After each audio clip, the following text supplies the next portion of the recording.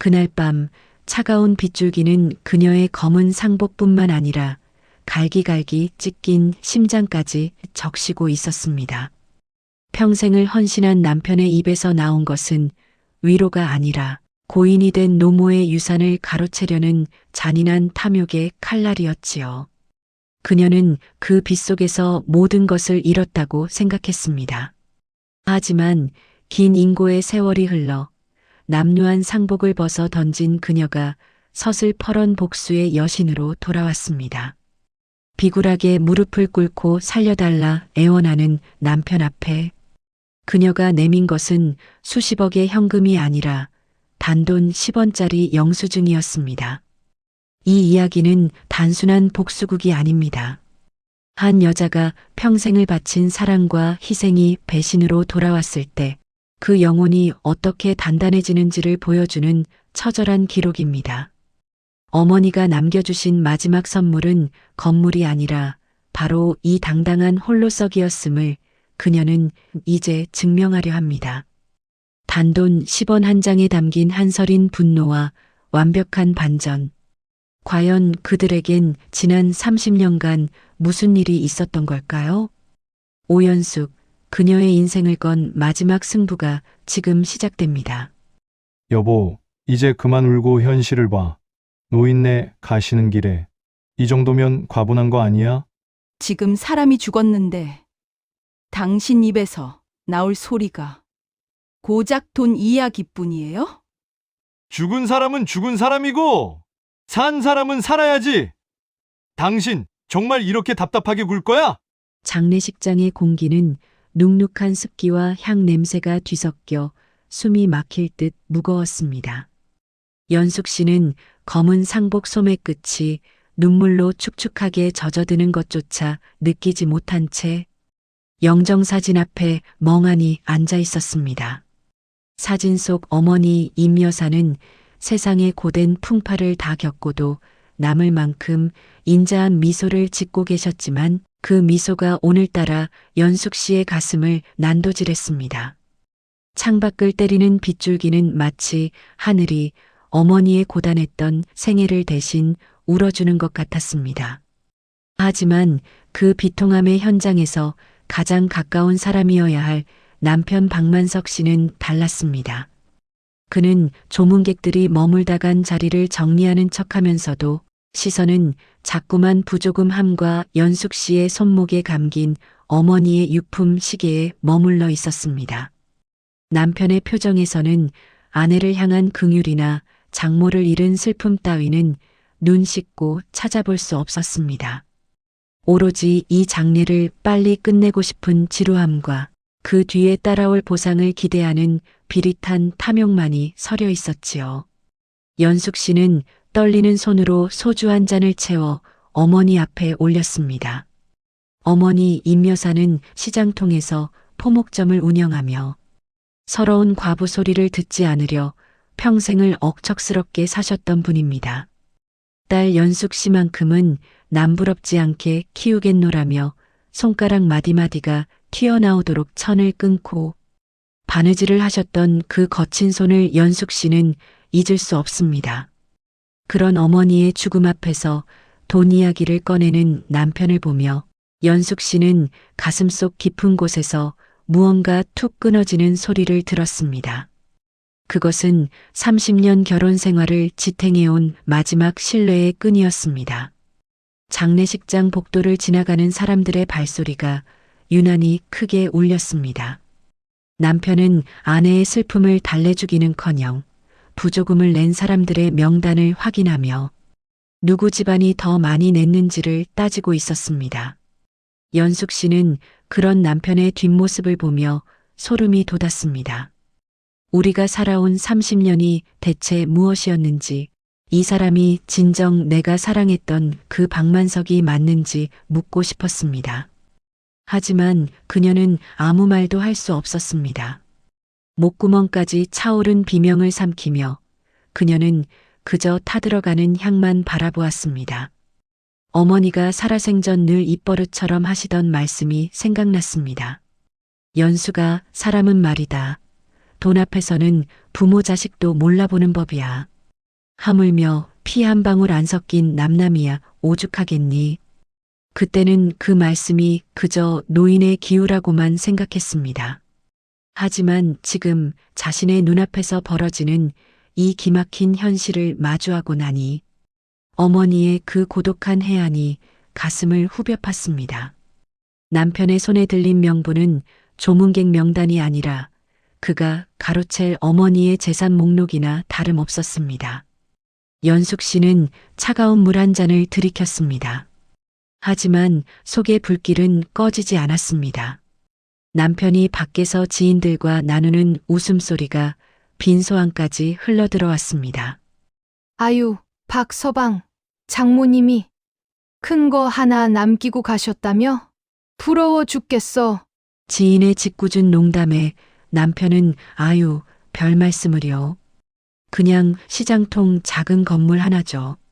라고 답하면서도 그 목소리에는 이미 승리자의 오만함이 가득 배어 있었습니다. 연숙 씨는 주먹을 꽉 쥐었습니다. 어머니의 영정사진을 바라보며 그녀는 생전 처음으로 독한 마음을 먹었습니다. 이 비극의 끝은 당신들이 원하는 축제가 아닐 것이라고 그녀는 속으로 수천 번을 되뇌었습니다. 돌이켜보면 남편 박만석 씨는 참으로 연기를 잘하는 사람이었습니다. 동네에서는 그를 두고 법 없이도 살 효자사위라 칭송이 자자했지요. 명절마다 장모님을 찾아뵙고 고기박스를 내밀며 어머니, 우리 연숙이 낳아주셔서 감사합니다라고 너스레를 떨 때만 해도 연숙 씨는 자신이 세상에서 가장 행복한 여자라고 믿었습니다. 특히 임 여사가 시장을 정리하고 집에서 요양을 시작했을 때 만석 씨는 꾸준히 일을 도맡아 하며 장모의 환심을 샀습니다. 하지만 그 모든 행동에는 철저한 계산이 깔려 있었습니다. 만석 씨는 일찍이 어머니 임 여사가 시장 입구에 남겨둔 작은 상가 건물의 가치를 알고 있었습니다. 재개발 소문이 돌기 시작하자 그의 친절은 도를 넘어서기 시작했습니다. 병석에 누운 어머니의 손을 잡고 건강을 비는 척하면서도 그의 시선은 늘 안방 깊숙이 숨겨진 등기 권리증의 행방을 탐색하고 있었던 것이지요. 연숙 씨는 그런 남편의 속내도 모른 채 퇴직 후 기가 죽은 남편을 위해 어머니의 재산 일부를 사업 자금으로 내어줄 생각까지 하고 있었습니다. 남편의 본색이 드러난 것은 어머니의 병세가 급격히 악화하여 거동이 불편해졌을 때부터였습니다. 남들 앞에서는 극진히 병간호를 하는 척했지만 연숙 씨가 자리를 비운 병실 안에서 만석 씨는 괴물로 변했습니다. 노인네가 끈질기기도 하네. 언제까지 이 비린내 나는 병실에 나를 붙들어둘 거야? 남편이 내뱉은 그 한마디는 연숙 씨의 심장을 얼음장처럼 차갑게 만들었습니다. 그녀는 문 밖에서 그 소리를 듣고도 믿기지 않아 자신의 귀를 의심했습니다. 30년을 함께 산 동반자가 어떻게 생명의 불꽃이 꺼져가는 어르신에게 저런 말을 할 수 있는지 도저히 이해할 수 없었지요. 그뿐만이 아니었습니다. 만석 씨는 퇴직금뿐만 아니라 연숙 씨 몰래 사채까지 끌어다 쓰며 주식 투자를 일삼고 있었습니다. 이미 가게는 파탄 직전이었고 그가 믿는 유일한 구명줄은 장모님의 사망 후 이어질 상가 건물의 매각 대금이었습니다. 연숙 씨는 남편의 이 모든 추악한 진실을 하나둘씩 알아가며 소리 없는 절규를 내뱉었습니다. 어머니의 헌신과 자신의 사랑을 담보로 도박을 벌이고 있는 남편을 보며 연숙 씨는 결심했습니다. 다정했던 남편이라는 가면을 찢어버리고 그 뒤에 숨은 괴물을 세상 밖으로 끌어내겠노라고 말입니다. 어머니 임 여사는 시장에서 평생 욕쟁이 할머니 소리를 들으면서도 속은 누구보다 깊은 분이셨습니다. 딸에게 가난을 물려주지 않으려 본인은 헤어진 내복 한 벌로 겨울을 나면서도 사위에게는 번듯한 양복을 맞춰주던 분이셨습니다. 남편은 그 은혜를 탐욕으로 갚으려 했습니다. 연숙 씨는 남편이 차려주는 밥상을 볼 때마다 구역질이 났습니다. 그 정갈한 음식 뒤에 숨겨진 추악한 욕망을 알기 때문이었지요. 연숙 씨는 거실에 앉아 TV를 보며 껄껄 웃는 남편의 뒷모습을 보며 생각했습니다. 그래, 마음껏 웃어도 그 웃음이 당신 인생의 마지막 축제가 될 테니까. 연숙 씨는 남편 몰래 어머니의 유품을 정리하다가 낡은 가계부 한 권을 발견했습니다. 거기엔 어머니가 사위에게 해준 것들이 날짜별로 꼼꼼히 적혀 있었습니다. 우리 사위 보약 지어준 날, 사위 차 바꿀 때 보태준 돈. 어머니의 사랑은 기록되어 있었지만 남편의 배신은 그 기록 위에 검은 먹물을 뿌리고 있었습니다. 연숙 씨는 그 가계부를 가슴에 품고 밤새 울었습니다. 어머니의 사랑이 너무 아까워서, 그리고 그 사랑을 짓밟은 남자가 자신의 남편이라는 사실이 너무 치욕스러워서였습니다. 장례식장 이튿날 새벽 모두가 지쳐 잠든 시각이었습니다. 연숙 씨는 타들어가는 목을 축이려 복도로 나섰다가 비상구 틈새로 새어나오는 남편의 목소리를 들었습니다. 평소 집에서 듣던 권태로운 말투가 아니었습니다. 누군가에게 비굴할 정도로 아부하며 동시에 잔인한 계획을 쏟아내는 그 목소리는 연숙 씨의 발길을 멈추게 했습니다. 상대방은 남편의 오랜 내연녀이자 그와 함께 어머니의 재산을 가로챌 계획을 세운 조 실장이었습니다. 연숙 씨는 비상구 문고리를 잡은 손을 떨었습니다. 당장이라도 문을 박차고 들어가 남편의 뺨을 후려치고 싶었지만 그녀는 본능적으로 멈춰 섰습니다. 휴대폰의 녹음 버튼을 누르는 그녀의 손가락이 미세하게 떨렸습니다. 비상구 계단의 차가운 공기가 폐부를 찔렀지만 안에서 들려오는 대화는 그보다 더 차갑고 날카로웠습니다. 조 실장, 이제 조금만 기다려. 그 할망구 드디어 갔어. 연숙이 그 여편네는 바보 같아서 내가 대충 슬픈 척하면서 건드리면 건물 도장 바로 찍어줄 거야. 그거 팔면 우리 강남에 오피스텔 얻어서 보란듯이 살자고. 남편의 입술 사이로 흘러나오는 말들은 독사처럼 차갑고 잔인했습니다. 남편은 어머니의 죽음을 애도하기는커녕 마치 큰 상금이라도 탄 사람처럼 들떠 있었습니다. 조 실장이라는 여자는 수화기 너머로 간드러진 웃음소리를 내며 남편을 부추겼고 만석 씨는 아내인 연숙 씨를 돈줄 그 이상도 이하도 아닌 존재로 묘사했습니다. 비상구의 차가운 콘크리트 벽에 등을 기댄 연숙 씨는 온몸에 소름이 돋았습니다. 30년 세월 동안 자신이 믿어온 남편은 이 세상에 존재하지 않았습니다. 그녀가 사랑했던 박만석은 허상이었고 지금 저기서 돈을 계산하는 사내만이 진짜였습니다. 남편은 장례식이 끝나자마자 상가를 금매로 넘기고 연숙 씨에게는 시골에 작은 집 하나 얻어주어 내쫓을 계획까지 세워두고 있었습니다. 애들도 다 컸는데 무슨 상관이야? 내 인생 보상받아야지. 남편의 그 뻔뻔한 말에 연숙 씨는 입술을 깨물어 피가 날 정도였습니다. 그녀는 녹음된 파일을 저장하며 차갑게 다짐했습니다. 당신들이 꿈꾸는 강남 오피스텔?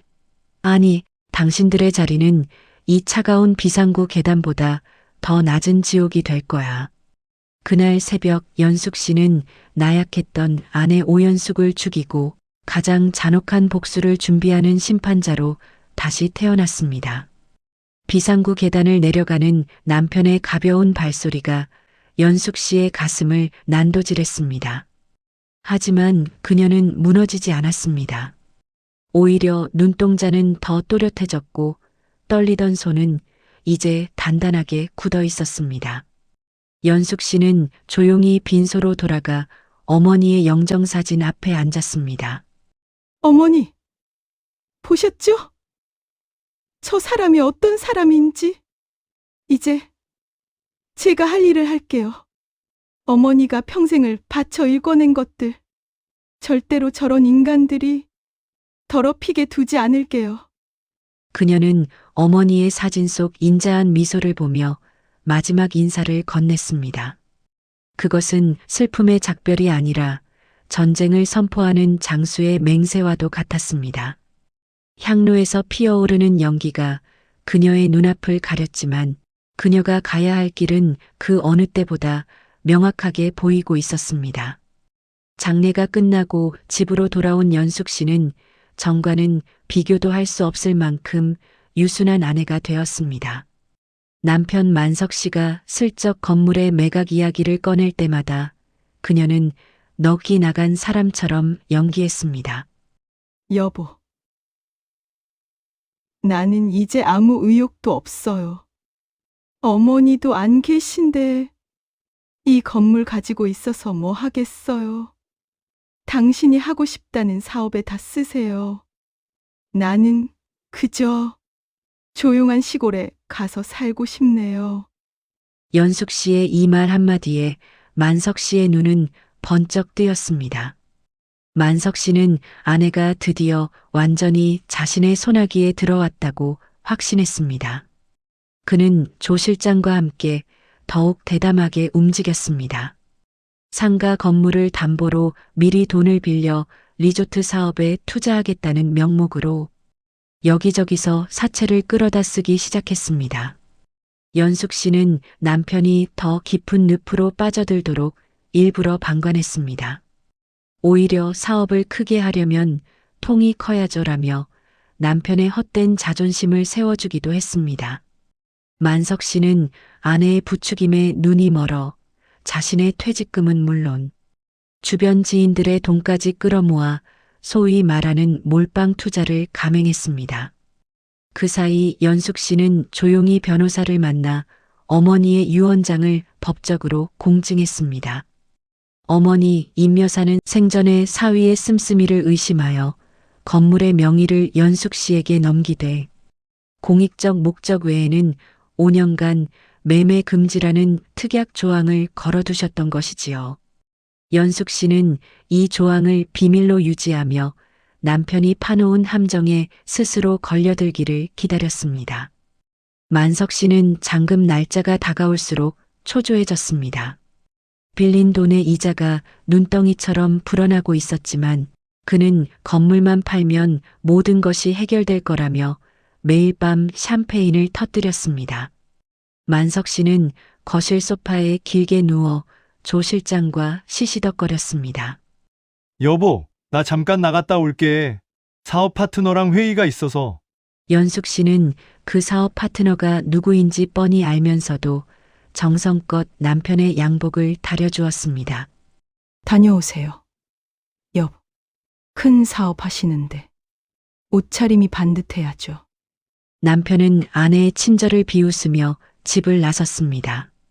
바보 같은 여편네, 내가 다려준 이 양복 입고 나는 새 인생 살러 갈 거다.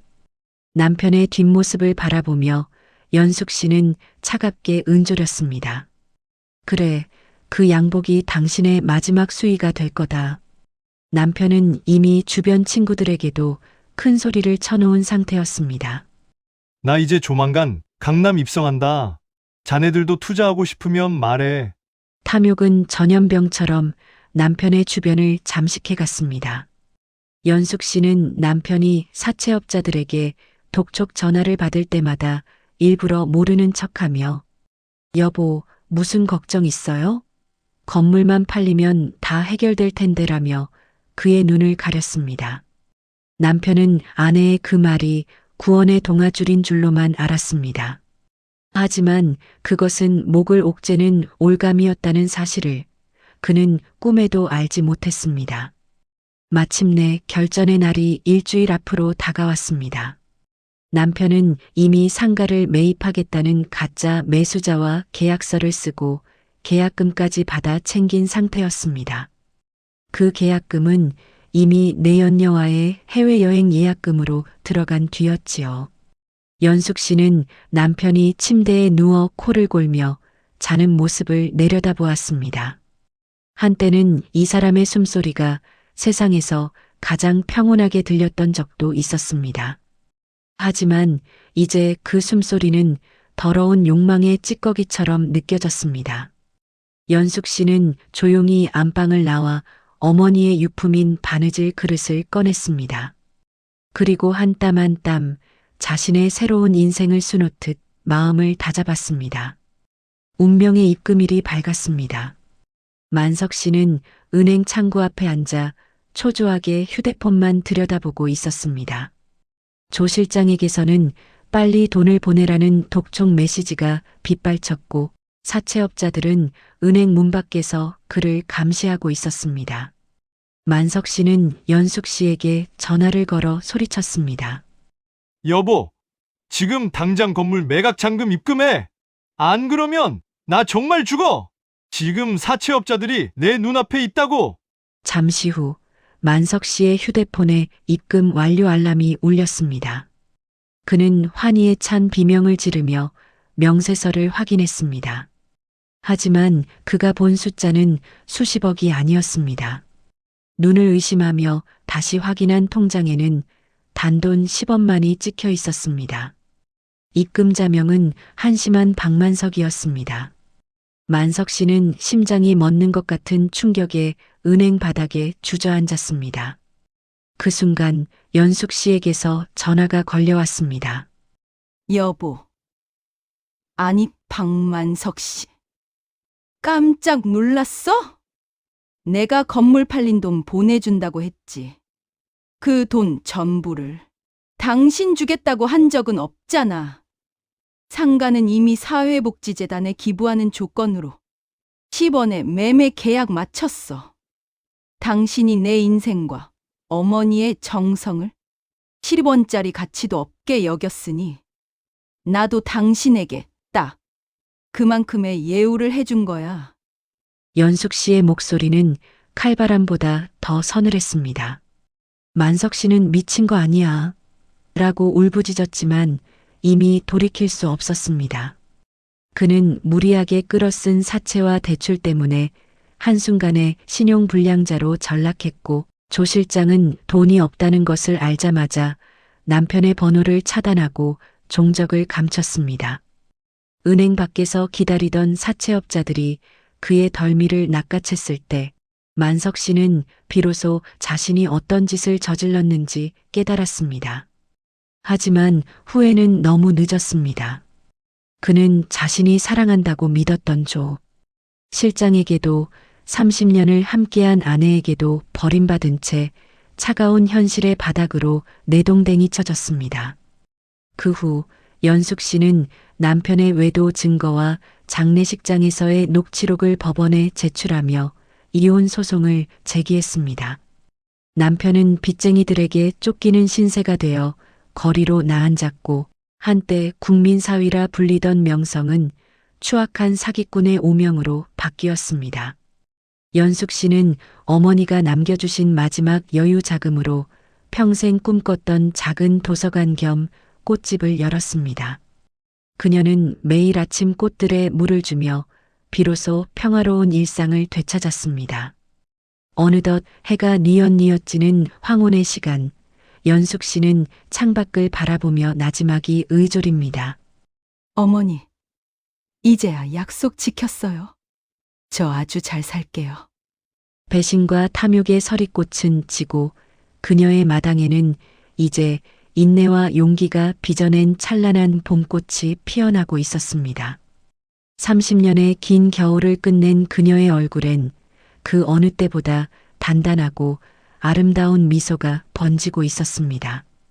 시장에 가보니 임여사의 상가는 이제 아이들의 웃음소리가 가득한 공부방이 되어 있었습니다. 연숙 씨는 그 앞을 지나며 어머니의 손길을 느꼈습니다. 그래, 연숙아. 이게 진짜 유산이란다. 어머니의 목소리가 바람에 실려오는 것 같았습니다. 연숙 씨는 고개를 들어 푸른 하늘을 바라보았습니다. 이제 그녀의 앞날에는 더 이상 남의 눈치를 보는 슬픈 연극은 없었습니다.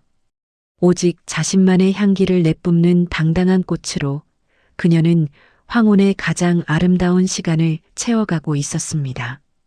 꽃집 문을 열자 따스한 햇살이 그녀의 어깨 위로 쏟아졌습니다. 연숙 씨는 정성스레 꽃 한 송이를 다듬으며 오늘 하루를 시작합니다. 그녀의 손길 끝에서 피어나는 꽃들은 마치 그녀가 견뎌온 모진 세월이 보상받듯 유난히도 맑고 고운 빛을 내고 있었습니다.